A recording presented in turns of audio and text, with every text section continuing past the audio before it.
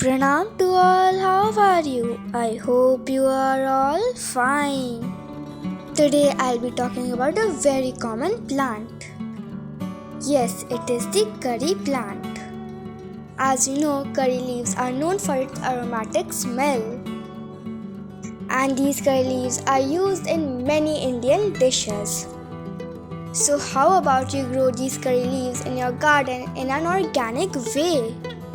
Those who used to watch our videos know that how big our curry plant was.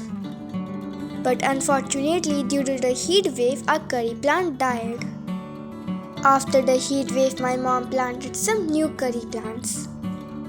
And during February, she cut the tips of the new curry plants and removed the mulch. As the plants were in dormacy all this winter, they needed some food. That's why my mom gave them kitchen waste compost. As you already know, kitchen waste compost contains all kinds of micro and macronutrients. If you want to know how you have to make kitchen waste compost, make sure to go to our channel. The video is already uploaded there. Kitchen waste compost is a very easy manure to make, but it is the best manure for any kind of plant. After 1 month, the plants had many leaves. That's why this was the best time to repot the plants. This was because the plants were originally planted into very small pots. That's why she is going to repot them into larger pots. Before repotting this plant into another pot, my mom is doing a little bit of root cutting. She is doing root cuttings like this so it does not harm the plant in any way. If you also want to do root cuttings, make sure to do it in this way. After root cutting, my mom is going to prepare the soil. We just have to add a little bit of new soil to the original soil.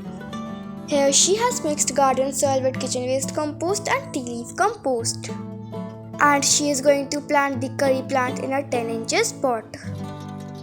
Also, if you notice the plant's leaves color, the leaves are very faded. This is the only reason why my mom added compost. Now I'm just simply going to tell you some tips and tricks to make your plant even more healthy. First is to check your plant time to time and make sure to look for any kind of damaged roots or leaves.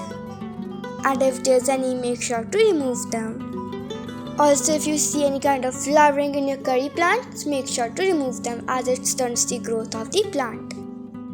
Also, make sure to trim the stems time to time. Trimming will help in lateral branching, which will help them grow better.